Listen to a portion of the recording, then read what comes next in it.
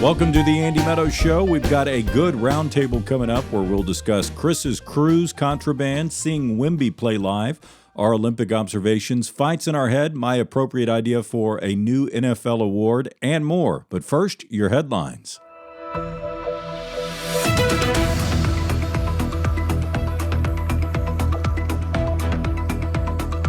Trump delivered the longest State of the Union address in history last night, where he assured us things are going way better than we think. During the speech, he invited in the Olympic gold medal winning U.S. men's hockey team.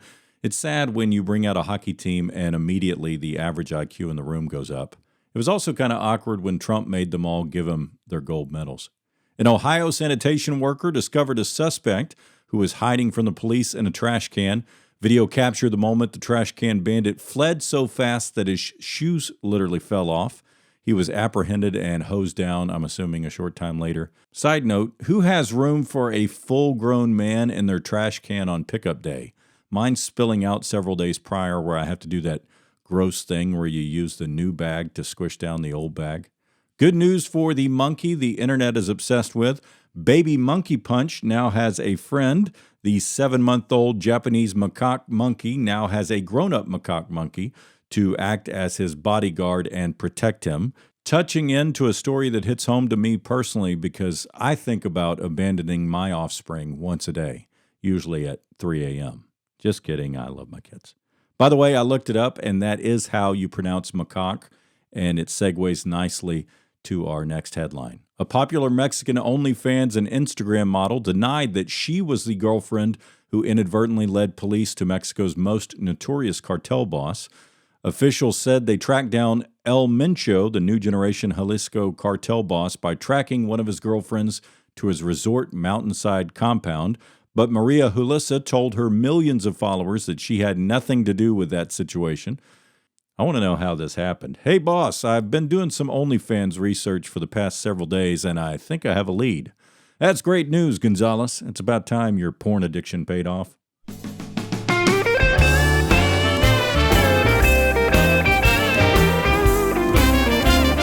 Please welcome to the round table. Oh, Andy's got music. Oh, look at that, the beat hit. A man who shared a bedroom with me for 12 years. Just recently. Fresh off a trip to a cruise and Mardi Gras. Mardi Gras. Yeah. Laissez les bon temps rouler. My brother Chris. Oh, thanks everybody. That's nice. Ah. You having fun playing with your buttons there? Yeah. How was the cruise?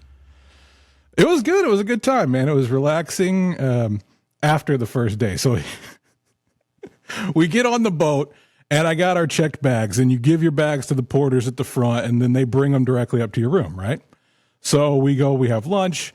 We go to the room. One bag is there. And I'm like, that's weird, but I guess they're just taking their time. So Stacy hops in the shower or something, and I get a knock on the door, and it's a dude in a porter uniform or security outfit, and he's like, hey, you got to come down to deck 4 because there's contraband in one of your check bags. And I was like, oh, okay. So I just leave, and Stacy's in the shower. You don't even tell her? No, because she was in the shower, and I'm like, all right, well, I'm going to cruise jail real quick. I got it. So I'm riding. Give the wife a heads up when you're headed to jail. No. Well, so she's got, there's things in there that are not necessarily legal, and I'm like, oh, well, maybe that's what it is they found some gummies or something, right? And so I'm going down there, but I'm like, the guy left. He didn't walk me down there. So I'm assuming I'm not going to jail, but I go down to the little area on the 4th where jail and the morgue and medical center is. And the guy's like, I got to open this bag in front of you because it's your stuff, or you can just tell me, is there a pocket knife in here? And I was like, oh, well, yeah, there's always a pocket knife in my ditty bag. I didn't even think about it. Been on 30 cruises. They've never said anything about not having a pocket knife. So they took it away from me, and I went about my day. But I did have a little bit of a butt puckering moment there. And so I'm rolling the bag back to the elevators, and Stacy gets off on the 4th floor because you could track your companion on the phone. And she was like, I thought I was going to have to come bail you out or something. So he's either in the jail or the morgue. One of the two. That's scary, so man. Don't take a pocket knife. Who knew? I mean, I've always got a pocket knife. But what was weird is that the other people that had their confiscated items were like clothes irons and clothes steamers. I'm like, how is that against the rules? But I guess it is. Is that a weapon? We don't want you ironing your clothes. Your clothes will be wrinkly all cruise. Maybe that's they want you to have their folks do it so you can have to tip them extra. I don't know. No, I got to assume it's because it draws too much current or something and they're worried about fires. I know they get on you for bringing alcohol on because they want you buying all the booze there. Yeah, they let you have 2 bottles of wine. That's it that you can bring on with you. Oh, I didn't know that. I didn't think they let you have any. Yeah, you can bring on 2 bottles of wine. And then how was Mardi Gras? Mardi Gras was good. You know, we went to Lafayette, not the New Orleans Mardi Gras, so we weren't getting in fights with Shia LaBeouf. But you see that? He got arrested crazy down there. Yeah. The Lafayette Mardi Gras is more family-oriented. There's no boobies, which is unfortunate, but it's a good time. Parades and beads and good food. So, oh, see, I thought you were in New Orleans. I saw Paul and Lauren were down in New Orleans, and I sent them a message saying, "Oh, Chris and them are there," but I think it was towards the end. I thought you were in New Orleans. I didn't realize you were in Lafayette. Yeah, Lafayette. Not quite as crazy. So while since I talked to you last, Rob and I went and saw Wemby play. Wemby! Spurs. Dude. How'd the game go? That guy's freaking unreal. I mean, he's listed as 7'4", but he's really every bit of 7'5". And he could shoot. Probably he made the first 5 threes he took. It's just insane to see a guy that big that can move like that. Maybe it's easier for him to shoot threes because it's like he's basically closer to the rim than other people. You know? Well, and, like and it's arm just stretches down out. He's basically just dropping it into the net at that point. Yeah. And I mean, he's in the alley oops they throw him. They're just like, I don't know. They just kind of toss it up anywhere. Toss it up anywhere and he goes and gets it. I mean, he's probably already the best guy in the NBA. He just doesn't know it yet. Like at some point he's going to wake up and go, oh yeah. And just, I can take over every game anytime. Cause he's already he's really good on defense too. So they're probably going to put rules in place in about a year or so to minimize the domination. Cause he's just, it's not fair at all. Well, I mean, that's the game. Like, what kind of rule are you going to put in place? Like, oh, you can't shoot threes if you're over 7 foot tall, or what? No, they can't do anything about offense. But on defense, I could see him changing the lane stuff. You know, there's a 5 seconds in the lane or something like that. But he's so tall, in the paint, yeah. He doesn't have to hang out in the paint. He can just kind of take one step this way. And I mean, it's some of the blocks he's doing are just not human. I mean, it's crazy. It's fun to watch him though. And Cooper Flagg's good too. The Mavs have a good rookie, so that was kind of nice to see. But I mean, it was fun. But on the way back, my big idea was to take the train down there because it's a freaking $100 to park. Oh my goodness! I know, $100 to park. So the train doesn't go all the way to Frisco, but I was like, we can catch the train in Carrollton and take it down. It goes all the way to the American Airlines Center, and that way we're not paying a bunch to park and fighting the traffic to get down there in the 5 o'clock traffic. But on the way there is fine. But on the way they don't have like when we used to go to the Alamo Dome and there were the little houses around where the people would let you park in their yard for $15 or whatever. They don't have that kind of situation going. No, because it's downtown. It's Victory Park or Victory Plaza. It's downtown Dallas. So no, there's none of that. I mean, there's probably places a little further you can pay a little less to park, but if you want to be anywhere near it, it's about $100. But the train takes you right there, so it's easy. Train takes you right there. So on the way back, the way there is fine, and they have nobody working on these freaking trains now. It's all pretty much, maybe there's one person on a train, and so you probably didn't even have to buy tickets. I never see them checking your tickets or checking anybody's tickets. But you don't need the ticket back, to get through like a subway style turnstile thing. No, just hop right on. Yeah, supposedly somebody comes and checks it, but I've never seen them actually do that. But on the way back, the second stop, one of the doors won't close, and that's where having a person on a train working for DART stinks, because this lady comes through and she's like pulling this lever. She does this like 15 times to try to get it to close, and then she's like trying to push it herself. No. So she gets on the thing and calls somebody. Takes a long time. That guy comes down there, pulls this lever again 10 times. I mean, they both know the same move. And then tries this. Then they call a third guy. And this 20 minutes go by. And we're like, oh. And I'd been up since like 3 a.m. with the kids. I had quite a few beers before the game, at the game. I was trying to hold it together, and I did pretty well. Rob's always laid back, so he was I'm surprised you didn't try to help. Did you? You should have gone and pulled the lever for her. What if I do the same thing? Have you tried doing this? I love how they all show up and you know, they're like, did you pull a lever? And yes, I pulled a lever. Okay, well, I'm going to pull. And then they do it multiple times. Yeah. So, well, dude, that's my job too. Like, okay, did you restart it? And yeah, all right. Well, then you go restart it. Oh, well, it'll work now. Weird.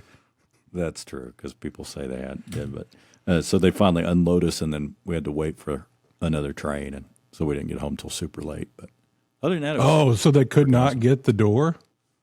No, and it's like this far apart. It's like these aren't high-speed trains. No one's, come on, just roll with it. But protocol, do it. So we have a ghost activity update. Oh, no. The ghost is back. So I thought you'd gotten rid of it with the Hornets or something. You thought the Hornets got rid of the ghost? Yeah. Because he's like, I don't like bugs. I'm getting out of here. I ain't dealing with this. So I was changing one of the kids' diaper on the changing table in Madeline's room. Change the diaper, take the kid out of there. And this changing table's decently high up. None of the kids can reach up there. Come back in the room a couple seconds later, there's one of their dolls laying on the changing table where they had been. No idea where it came from. So that's creepy. I know, that's creepy, isn't it? And another thing, it's been hitting my hot buttons. Oh, during your show, the bumps? The Rodecaster Pro 2. No, it'll do it sometimes when I'm in a meeting, sometimes when I'm just sitting there. It hits that one, the one I use for top comments. And there's no way that could be hit by because you have to press them pretty good. Yeah. So that's what man, that really sucks to be stuck in between the, heaven and hell, or wherever you're supposed to go wherever you go after you die. See, the ghost is in yours too. I don't know. It's pretty light. On mine, it's pretty light. Maybe yours is harder, but it would just suck to spend eternity trying to be a podcast producer. The ghost is like, that's what I really want to do. I hung around. Yeah. So it only hits it like once every couple days, but so clearly it's in here. Have you ruled out sleep deprivation on your part? No, I have not. Now, do you have carbon monoxide detectors in the house? Yeah, we do. Okay, how good. would the doll thing be sleep deprivation? I don't know, because you just were changing the baby and you put the doll over there and you forget about it and you come back and you're like, oh my God, who put the doll there? Why would I place the doll on that? All right, I'll go ahead. It's definitely ghosts. You're right. I'm sorry. We got a freaking ghost. Okay, so our top comment. Top comment. That wasn't the ghost. That was me. Share the screen. This comes from Gary Balran.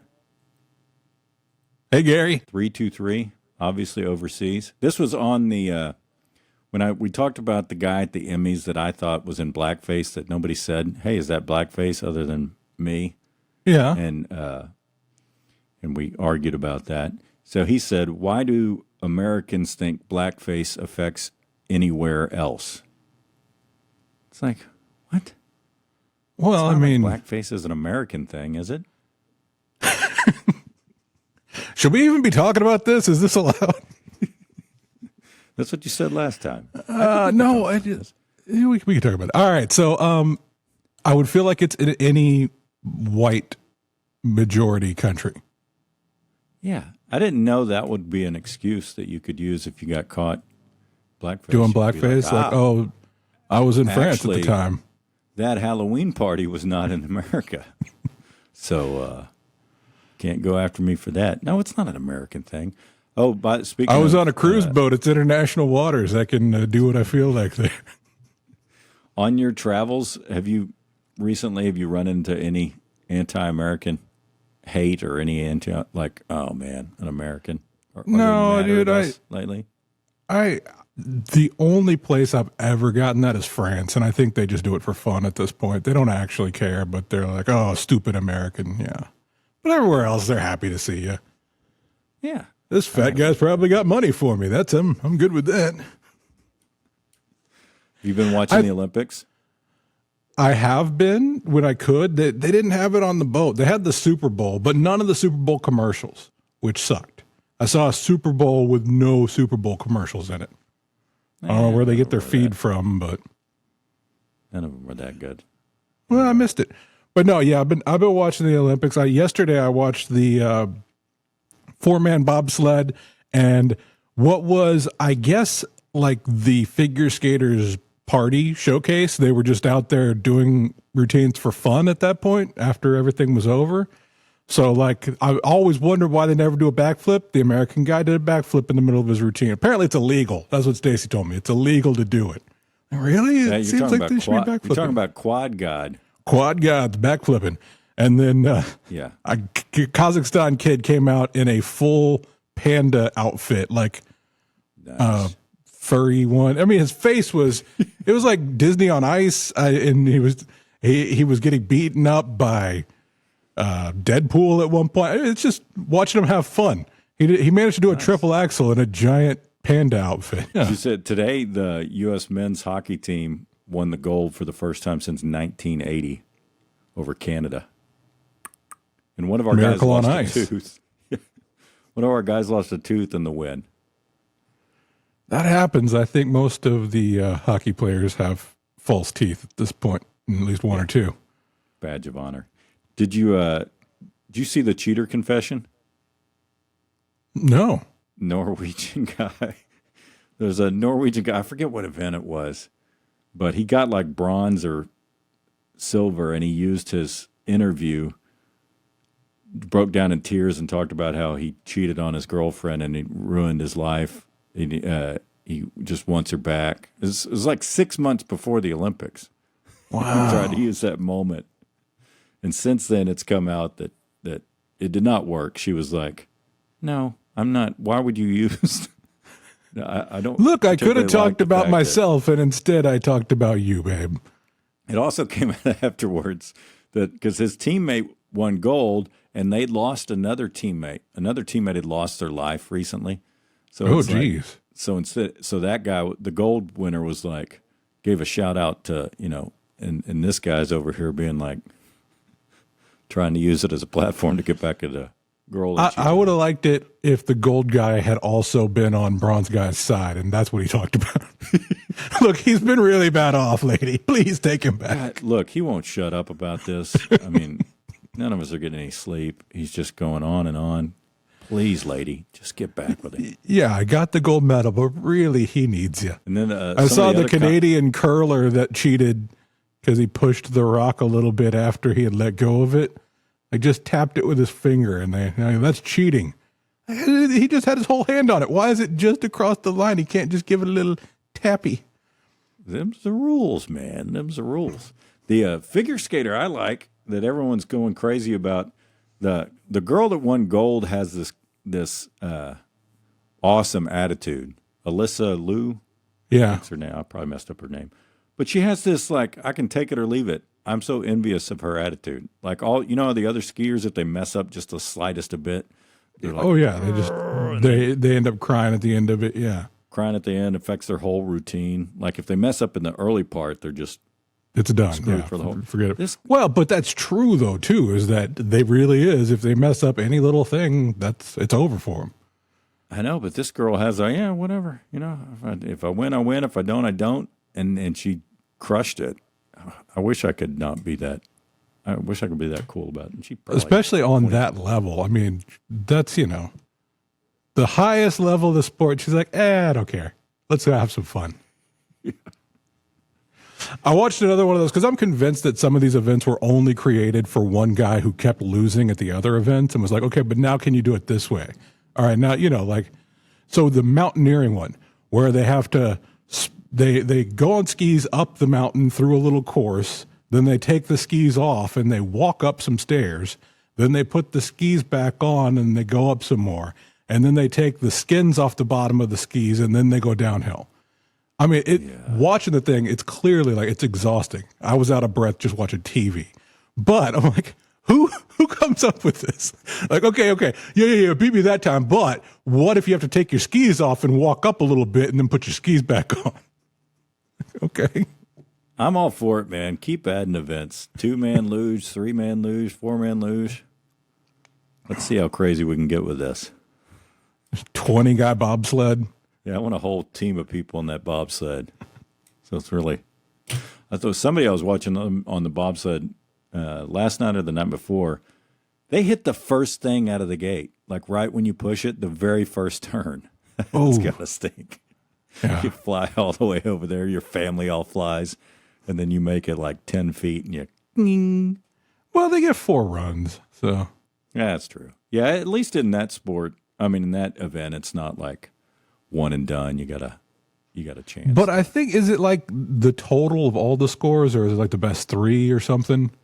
I think it does affect the run. It's not like the fastest one overall one run thing. No, because it's all different. That's what it's so confusing for the casual viewer, because it's like in this event they drop the lowest score and the highest score. In this event they keep them all, and it's like you gotta, and all the flippity dippity stuff they do on all the snowboard, the ski jumps. It's like, when it's like the fresh side ollie, Marty McFly, 1280. Yeah, and then this guy did the Stoners named all the moves, so and now they're on national television trying to explain.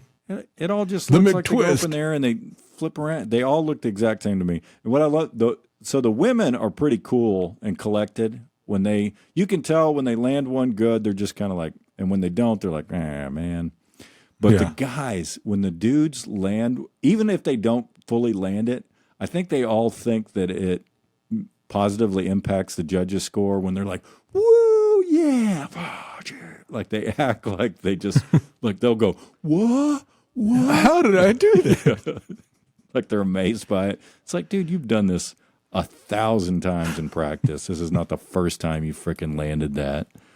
But so you're saying they're doing like LeBron James style flopping. They're just adding a little something in there just for effect. You think it's all fake. Dude, they're on the Olympics. They landed their thing. They could be excited. You're allowed to be excited. I'm not saying excited. They're just like, I'm amazed. They're like, what? I totally landed it. I think one guy did it and it worked. Like he got a great score. And the others were like, that's what you got to do now. Like how that one girl in tennis started grunting, and then they all started grunting every time. Every time they hit it. It's like that has no positive impact on your tennis play. Dude, it gives you a little extra oomph on your ball. Yeah. It does make it a little more fun to watch instead of just silence. You know how the crowd is so silent in tennis. Oh, dude, watching the curling and they're screaming at him the whole time. Curl. Like, oh my gosh, mute this thing. Well, I think at some point they were like, this sport is so freaking boring. It's shuffleboard on ice. Can we add a little something to it? Yeah, let's get this thing and start yelling and screaming at each other. The other big controversy was that Eileen Gu, who's from California, but she's skiing for China. Everyone's so mad, like, that she's not skiing for Team USA. But, they paid her $3 million. I think it was $3 million to her and another $3 million to another. So she got a couple $1 million. But she probably has to have some sort of, even if it was tenuous tie to the country, right? Like, or my grandpa's Chinese or something. Yeah. Okay, so her mom's from there. Yeah, it's like the guy, the Brazilian guy won one of the skiing events, but he wasn't really Brazilian, but he was representing Brazil because his mom was Brazilian. Yeah, there's a lot of athletes that could go. The way the rules are now, there's a lot of athletes that could get to choose who they. And I think part of when you listen to it, part of the thing she said was like, there have been a lot of American, because she's a ski jumper. There have been a lot of American skiers, ski jumpers, but there haven't been a lot of Chinese ones that win gold, is what she said. But then I was doing some research afterwards, and I found out she also got paid by the Chinese government, which would affect your decision. Yeah, I mean, I assume the American players also get paid, probably not like $3 million, but yeah. But she's an Instagram model and she's a model too, so she's making some bank. She's doing all right. So the first guy I heard say this was John Ossoff, but everyone's crediting Ro Khanna for it. I don't know if he said it first, but have you heard the term that's catching on where they're calling it the Trump administration, the Epstein class? The Epstein class.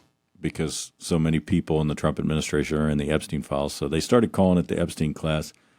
I don't know, dude. I saw this week. I don't know if you know this, but Trump is totally exonerated. Oh yeah, I saw that. Yeah. So cool. I don't even know why we're talking about this. He's been totally exonerated. Totally exonerated. If he says it enough times, it works. A lot of people are in the files 1 million times. Doesn't mean anything. Look, there's a million pages. My name was going to show up a few million times. What do you want me to tell you? Yeah, I like how it's in there that many times, and they still didn't release all the files they're supposed to release, and several of. I mean, they're all heavily redacted more than they're supposed to be, and he's still in there. The silly thing is that we're not the only country that has a lot of this stuff. And the other countries are doing stuff about it. I know, but that's what I'm saying. If they think it's not all going to come out, it's all eventually going to come out, and so the story's lasting longer because they're. Yeah. What do you think? Do you think the Prince, formerly known as Andrew, or the Andrew, formerly known as Prince, is going to talk? He's not going to talk. No, he's not going to talk. But that's all going to go to he's facing life in prison because they charged him with misuse of power and right. Because what he shared was I think it was some of the Brexit stuff with like insider trading information with Epstein, letting them know what they were going to do. So that's a serious crime. And they asked King Charles about it, and he's like, "Yeah, no one's above the law." I mean, they're going after him in other countries, because he was. I kind of feel like the other thing is worse than the insider trading on a scale. Like, okay, they got him. It's like getting Capone for tax evasion. Like, okay, you got him, but really the pedophile thing is worse. Yeah, it was certainly way worse, but anything you can get him in jail on, I mean, you go for it.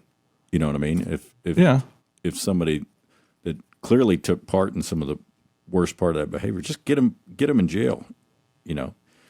But that's to me, it's like to think that all this stuff isn't going to come out is foolish because we're not the only country that has access to some of this information. Sure. Because he was basically like, he was just a go-between guy that could help you do bad things, had connections all over the world, and if you wanted to do something shady, there were several ways he could help you do that. And if you work with him on anything, now you're kind of in the conspiracy, and you have to basically he's got blackmail on you. Right. So, you're assuming that he's filming your misdeeds. Well, no, just you're in on it now because you worked with this guy and did something illegal, and then he's part of. So even if you didn't know anything about the kids, which most people eventually you should have known as public record, he was both in Florida. It was like 2008 the first time he was arrested for it or something. Yeah, but he probably told people, that was a BS charge and blah blah blah. Because he was able to plea deal it down and got a sweetheart deal because some of the people that gave him the deal were involved with him. Yeah. So there may be people that legitimately didn't know, but definitely if you're hanging out with a guy, he traveled around with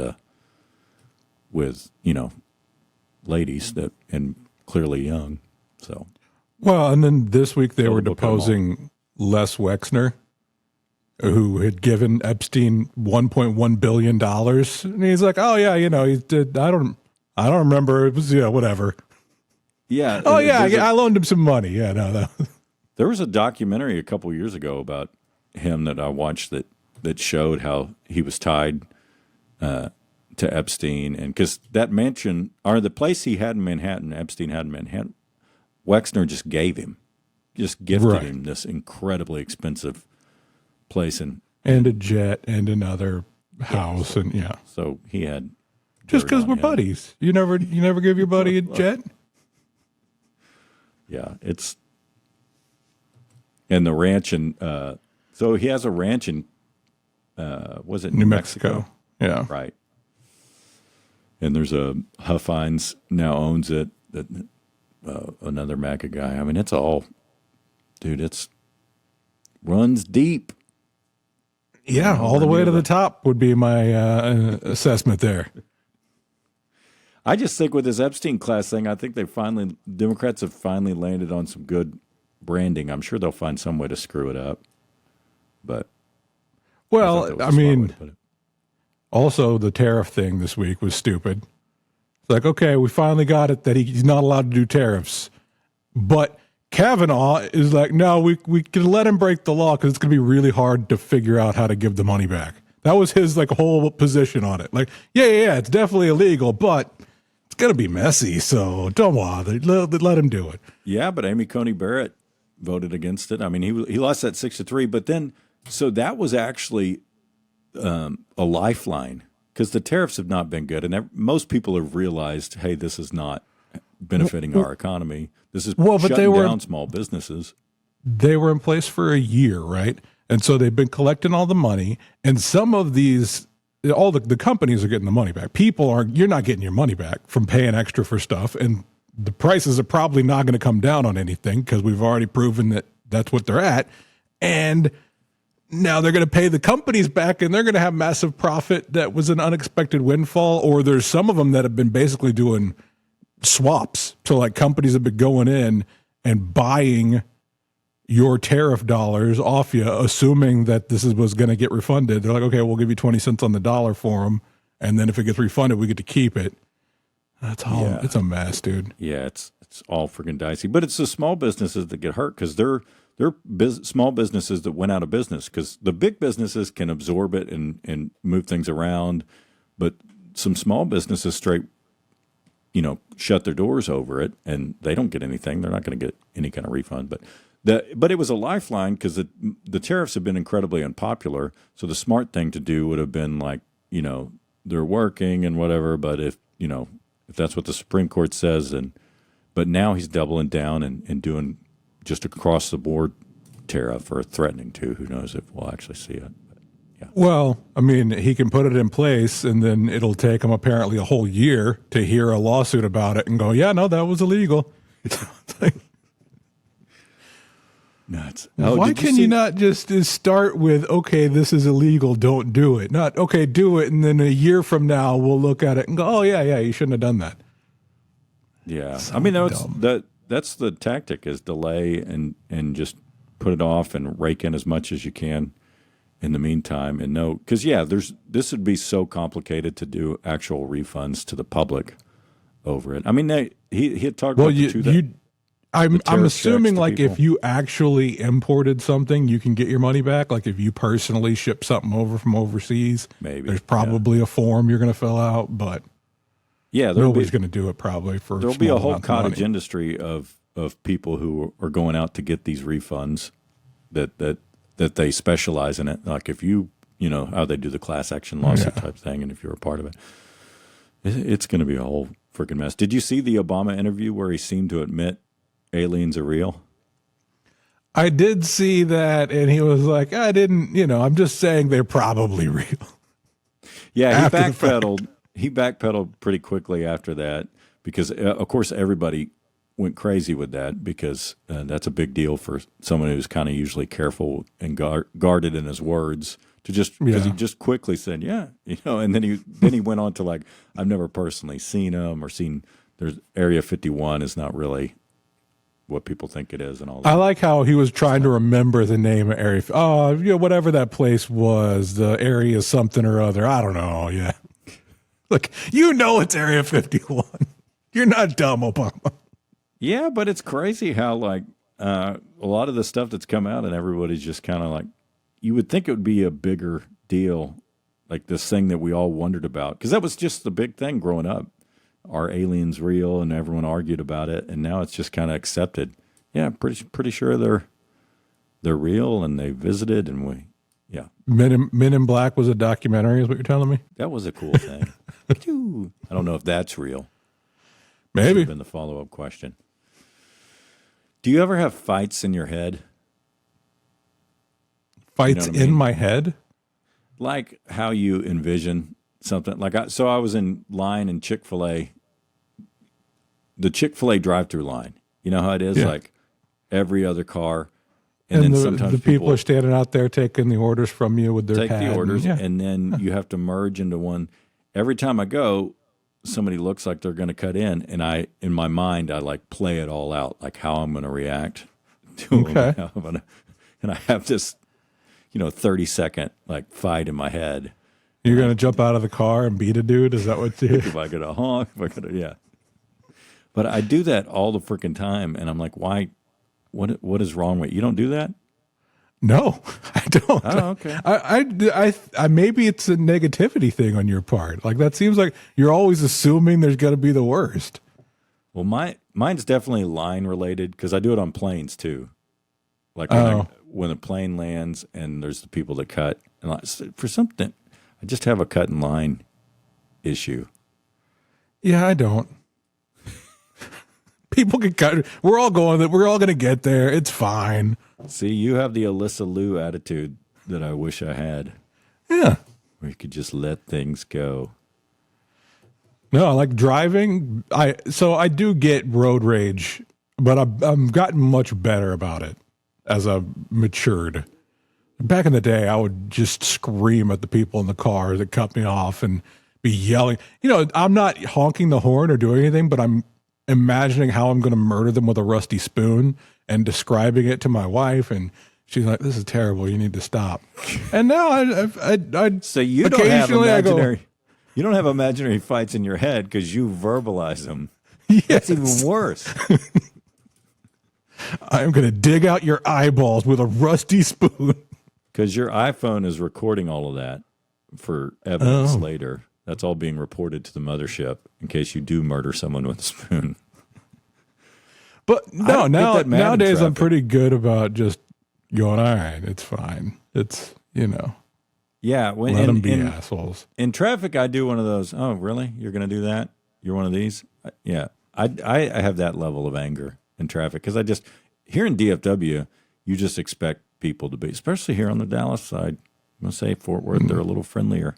But over here, man, it's every man for himself.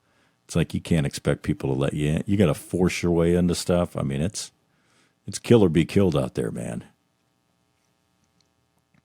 I'm fine with I hate tailgaters. That's my thing. I hate tailgaters with a passion. Oh yeah. Even if they're not tailgating me, if I just see somebody tailgating somebody else, I'm like, why are you doing that? What's the point? One of the most pleasurable things ever happened the other day. You know how you're on a road, and I don't go the speed limit. I go a good 10 miles over the speed limit almost all the time. I try to find that acceptable number where you're not going to get pulled over, and that's what I just set the cruise at, and that's what I go. But this guy zips by me, and it's a 65, and he's doing 100. Just out of nowhere, no reason. And then down the road a couple little ways, pulled over. Nice. Yeah. Instant. It's good that you got to see that. Instant karma. If you had the power to keep one actor or actress from ever doing another movie or show, who would it be? Someone that just drives you nuts every time you see him in something. I'm going to have to think about it. You go first. Claire Danes. I know she's a good actress. I know she was good in Homeland. and so many other things. But man, she overdoes it. We're watching The Beast and Me, and it's like crying every scene. It's like she does this breathing thing that drives me, and the wife hates it too. It almost makes it where we can't watch it. But I like the guy that's the lead actor in it. It was in Americans, Matthew Rice or something. Love him. Yeah, I guess it's probably Meryl Streep and Tom Hanks. They've done enough. Kristen Stewart. Yeah, definitely. She's the one that I haven't seen anything in a while, so I don't know. But from the Twilight movies that we went, I like her. Well, we I didn't watch then. the Twilight movies, so maybe that's why. You probably should, because you'll hate her thing. Oh, okay. I've seen her in a couple comedic things that I thought she was all right in, but I couldn't. I had a Super Bowl thought watching the Super Bowl. In addition to, how every year they give away the Walter Payton Man of the Year award to the person who's, the nicest person off the field. I think starting next year, the NFL should start awarding an Aaron Hernandez or O.J. Simpson award for the other end of the spectrum, like the player with the worst off-field behavior. Okay, so you're going to give an award for, you probably should be in jail, but we're going to give you this award instead. Yeah, like this year, it's Stephon Diggs, who played in the Super Bowl, for choking out his caterer, the wide receiver for the Patriots. Yeah, you didn't hear about that? I didn't hear about this, no. No, so it was a dispute over money. Like the caterer was like, when are you going to pay me the money you owe me? And it was a female caterer. And he was like, got so angry that he choked her out. And so not only does he now owe her the original money, also additional money for whatever pain you and charge suffering. Somebody for choking you. There's a choke. I let people do it for free, but that's me. Yeah, some people pay extra for it. But I think probably Aaron Hernandez award is a little too much. Well, so you think OJ? OJ is kind of, yeah. Well, he was exonerated, totally exonerated. So he actually was exonerated. And then he became a Twitter star.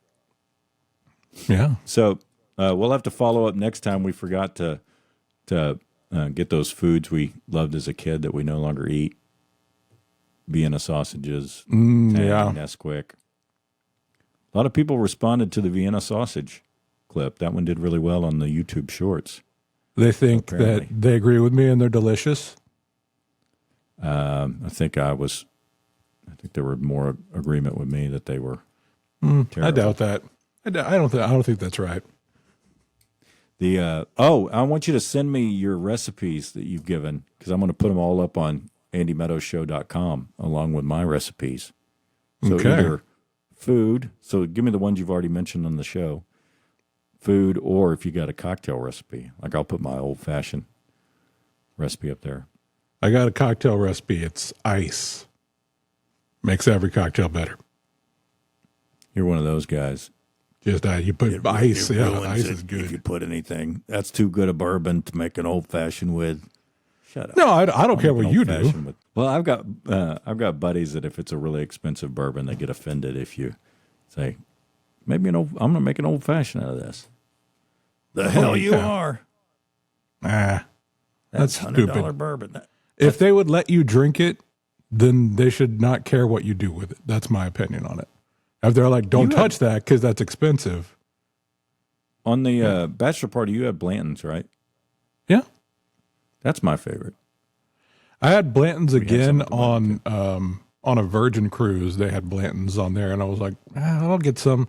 But I'd been drinking Buffalo Trace, and then you switch to Blanton's, and I was like, it's not that much different, and it's double the price. So, well, some of it's the rarity and like the collecting of. They're really smart with their, everyone wants to collect the things, but it's yeah, I mean, it's. Have you ever had any of the crazy expensive stuff like the Old Pappy? I have, and I've always wanted to. I know people that swear by it being amazing, but I'm not going to drop 100. What is it, a shot? Isn't it? It's like probably like 100, 120. Yeah, I mean, a bottle for a freaking $2 shot. grand. Yeah. Oh my Lord! But the bottles used to be $100, you know, and now they're $2,000. So The there's got to be a diminishing return. It's kind of the same way with fancier wine. Like you get to a price point and there's not that much more enjoyment in it. It's just I have this money to spend so I can prove that I'm rich. So I'll buy the expensive wine or the expensive whiskey, and it's like it's just whiskey. I will say, like, to me, because I'm a big wine drinker, there is, like, when I first started drinking wine, I thought, well, I can't tell that much of a difference. There's not that much of a difference between a, $6 and a $12 bottle of wine. But there is a big difference between a $10, $12 wine and a $40 or $50 bottle of wine. Right. But there's also $6,000 or $7,000 bottles of wine. And those are the ones where you're like, who's doing this? Yeah. It can't be that much, can't be that much better. Yeah, I've clearly never had any of those, but I think probably 100, 120 is about the most expensive bottle of wine I've had, but it's good. But yeah, I mean, in a restaurant, like the bottles you pay $100 for in a restaurant are $50 if you just buy them in the store because you're paying for the experience. Isn't it crazy how it always tastes a little bit better in the restaurant? They store it properly. They store it right, and something about the experience and the glass, having the right glass or whatever, but it never tastes quite as good when you get it on your own. If it's stored right, somebody else opens it for you, they pour it for you, and they go, do you like this? Even at home, you'll be like, this is pretty good, thanks. Have you ever sent a wine back? Yeah. Yeah, me too. But it's rare. There is actually a thing. They spoil. They go, it tastes like wet newspaper. And you're like, this is gross. I'm sorry. Yeah. And I go, yeah. Because I bought some at the store. Like, there are a couple of wines that because my deal is, like, once I get a wine, whether it's cheap or expensive or whatever, and it's good, I remember it, take a picture of it, or just make a note. And that way I know, when I want to make sure I get something good, this is one of it. And so there's one I used to get all the time, and then I got a bad bottle of it that had gone bad, and it sours you on, like, I don't know, I can't. Yeah, you don't want to look at the label. I've had some that I go back to, okay, I used to get that so much, I had one bad bottle, I'm not going to let that ruin, and then I'll go back to it, and then a couple bottles later, I'll have another one. I'm like, nah, 2 strikes, you're out when it comes to bad wine. But yeah, I think only once or twice I've had it happen at a restaurant. But it is a legit thing. I'm not powering through a bottle that I spent that much on. I'm not freaking powering through. Oh, yeah. And when you take a sip of it, you're like, and then you drink a little more, you're like, And with third sip, no, it's done. This is gross. Yeah. Can't do it. We do have an anonymous question. Anonymous I question. Changing the voice thing, because this is from a woman. Oh, maybe I can do that. No, that's what's your name? I had a chipmunk on. Oh, okay. Is this one too annoying? Yes, but go on. But at least you can understand me. I can understand you, yes. It's super creepy. This anonymous question is from Mary in Louisville. My husband left his phone on the bed while he was in the shower, and I noticed he was looking at a girl he works with profile, and he had liked several of her photos, including bikini pics. Am I psycho if I confront him about this? What do you say, Chris? Oops, wrong voice. I was trying to turn it off. No, I mean, you got to ask the question of what are you doing peeking at the coworker's bikini pics? Yeah, you confront. Of course you could, not in an angry way. And he's probably not doing anything, but he is thinking about it. He's not gonna do anything. The coworker doesn't like him back. It's not going to actually affect your life. But still, you go, come on, dude. Well, if he was just looking at him, I don't think so. But she said he liked them. If you like several photos, that's you trying to tell that person, I'm into you. I want you to notice that. Liking one photo is no big deal because it could be like, oh, I just saw it, I'm through the with feed. her at work. Yeah, and it got fed to me in the thing. Okay. Yeah. But if you're, going through them all and liking every one, that's everyone knows that's kind of a way to tell people, hey, I'm kind of into you. I dig what you got going on there. Aunt Bonnie really likes me. Because she likes liking my photos. She's into me. It's also, it's the internet. You could see whatever you want to see on there. You don't have, if you're looking just to look at pretty girls, there's pretty girls on the internet. But it's somebody that that is worse. Yeah. Yeah, I think it, and confront's a strong word, because I don't think you have to confront. I think you ask. Say, you can be casual about it. Hey, Hey, are you just emotionally cheating on me right now? Is that what's going on? Like, I haven't been cheated on and known about. I'm sure I was cheated on plenty of times when I didn't know it was happening. But I know I was dating one girl that was cheating on me literally. We dated 6 months, and she cheated the entire time. And I found that out later. And something popped up on her phone when it was sitting on her coffee table while she was in the shower. And it popped up, and I could see the guy's text message. So all I did was I just asked her about it. I didn't freak out. I just asked her because I could kind of read by the text on there that it was a hookup text from somebody. And she flipped out when I said something to her because I was calm and collected and was like, hey, not judging or, drawing any conclusions, just ask about it. And that's how you know when they flip out. And, why are you going through my phone? Didn't go through your phone. Saw it pop up. What am I supposed to pretend like I didn't see it? Yeah, I mean that's the thing is, you're right. You'll know by the reaction, I guess. If he's like, "Oh no, she's funny," and I just like her style here, so I was just saving that for later, so I could buy you that same outfit because I thought it was pretty. She's funny, but you only like pictures of her.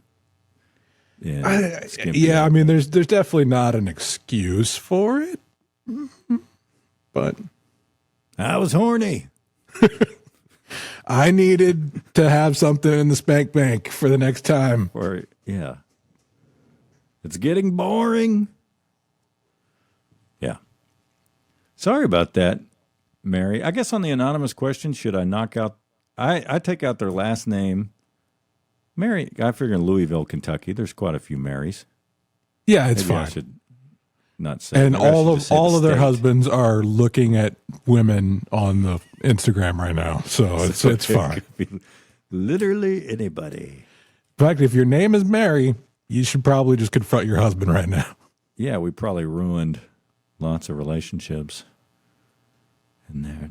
Luckily, we don't have that much viewership yet, so maybe only ruined one or two relationships. All right, brother, I think we got enough. Okay. Oh, did you have any recs or rants? No, I've been watching the Olympics or traveling. I don't really have any fresh stuff. You got to watch Beast and Me on Netflix. It's pretty good. Beast and Me.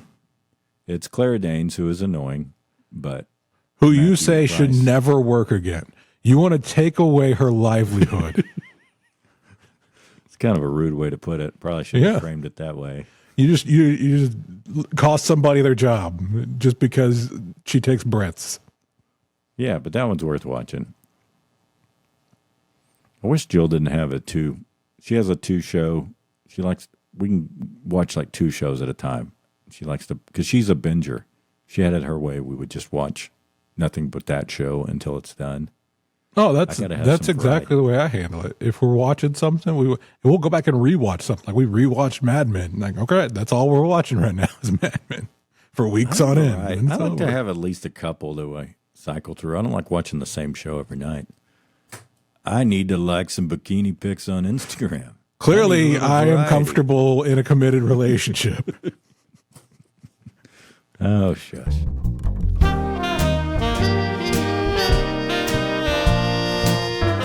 So I was on Facebook the other day, and I came across a attractive young lady who looked too perfect to be real, which I'll get back to in a moment. And I clicked through, and sure enough, it's an AI influencer named Summer Hayes who has 118,000 followers on Facebook, probably even more on Instagram since it's only us olds that still use Facebook daily. But my question is, who are these 118,000 people that care to follow a computer-generated model? Which sent me down a rabbit hole. And it turns out there are multiple AI-generated influencers and models with millions and millions of followers, which blows my mind. I was kind of thinking the other day, I believe we'll get to a point where there's a premium on flaws because all these AI-generated models and influencers and stuff look too perfect to be real, like I said. So that's how you kind of notice them. You kind of catch them because you're like, okay, which had already got that way with the filters, of course. But for some reason, you can tell at this point. I'm sure there will become a point where you can't tell the difference at all. And I think that's where I think people will kind of pay a premium or want someone with legitimate flaws because it makes them real, makes them human. But what do I know? I'm just a creepy guy scrolling through Facebook. That's it for today's show. We'll be back next week with a new episode of the Andy Meadows Show, now available on your favorite podcast platforms as well.